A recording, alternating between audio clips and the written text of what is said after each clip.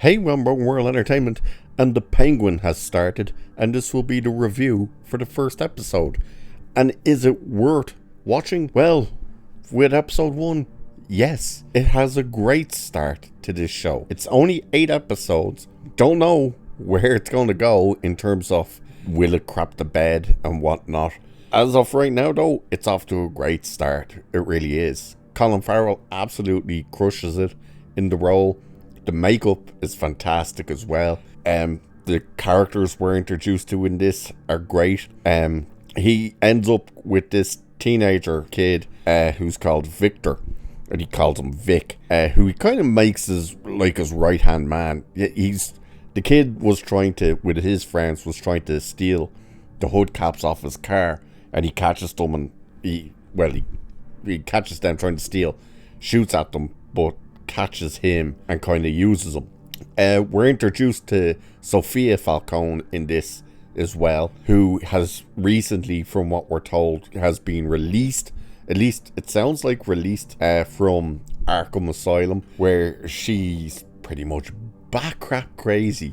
But it really is the lower streets of Gotham, and we're seeing the nicer areas of Gotham as well, where kind of the rich live in the city, or should say outside the city. They seem to be kind of just outside. So it takes place exactly 2 weeks after the events of The Batman. So they're still kind of struggling after the city wall was brought down by the Riddler and the floods happened, which they tell you only really affected the poor areas, while the rich kind of the people in power and stuff, they seem to be completely unaffected. But now there's kind of a vacuum left with the death of Falcone.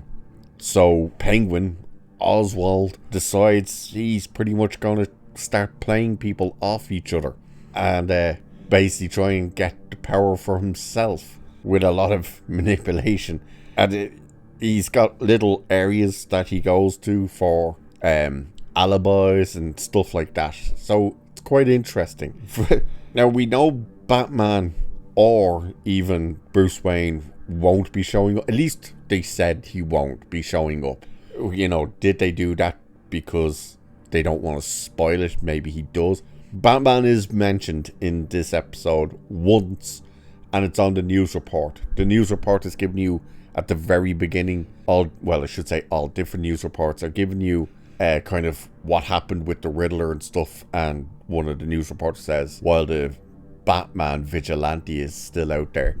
So we don't even get to see like the signal in the skies or anything. Gotham looks great as well. I'm not sure where they filmed this one actually, because as we know, the Batman was filmed all around the UK and Scotland. It was mainly kind of shot, I think, in Glasgow, or it was either Glasgow or Edinburgh and Liverpool. But I don't really know where they shot this, whether it was in the States or in the UK again, but it still has the look and feel of the Gotham from the movie, which is good. You want to keep that connective tissue, really. The characters we're introduced to as well are really interesting as well. Clancy Brown is in here. He's playing Salvatore Maroni, who's in prison at the moment. And Penguin is setting up kind of, he's going to move away from the Falcones, and he tries to manipulate it into Maroni, but they're kind of it's not that they're on him, they just think he's full of crap and stuff. So he's doing things to manipulate the reactions from people and stuff. A lot of swearing actually in this. I wasn't expecting it to be an R-rated show, and it's definitely an R-rated show because there is F-bombs all over the place in this. It really is. I was kind of surprised at the violence. You don't really see much violence in the first episode, but it is pretty bloody, when there was some. It's got a great opening that really sets the tone and stuff for what you're going to be getting. But yeah, I wasn't expecting all these F-bombs. There's a lot, including from him, like Penguin himself. Now, the one thing you've probably heard, and this does kind of confirm it, but not exactly, is the name change of Oswald Cobblepot to Oswald Cobble, or Cobb. They've shortened it down. Now, I don't know whether or not it was just shortened in terms of they just don't want to say Cobblepot, so they shortened it to Cobb.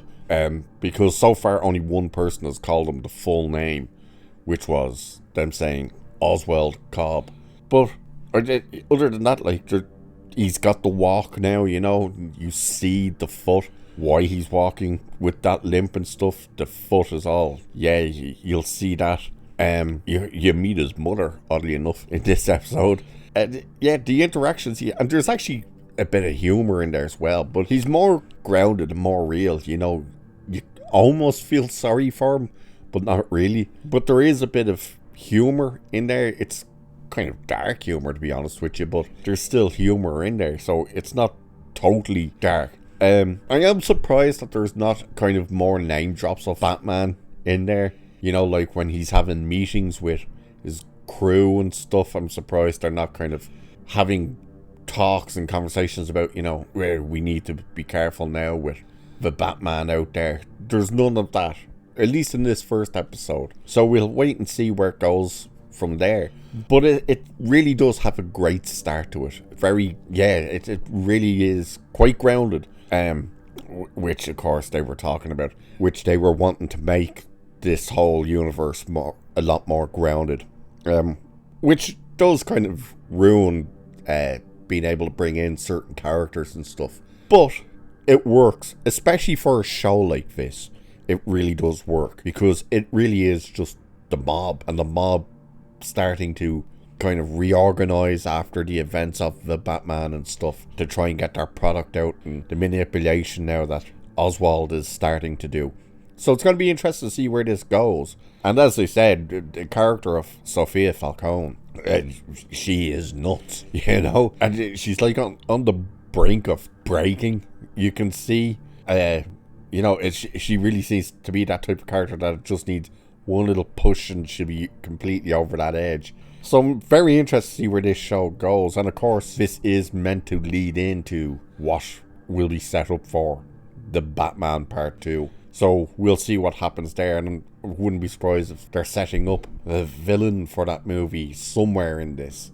So we'll wait and see where it goes. But as of now, yes, I give this a good recommendation. And it's, you know, it's great that we've got this type of palate cleanser after having to watch Rings of Power. And I'm not watching Agatha because you beautiful souls out there voted no to that. Thank God. I don't think I could bring myself to watch it anyway. But definitely going to be watching this. Definitely I'll review it each week, so bring it on. So with that, I shall leave it there for this one. Let us know in the comments if you've checked it out, what you think of it. It probably won't be for everybody, you know, it is quite different, but let us know anyway. So cheers, and I will catch you in the next one.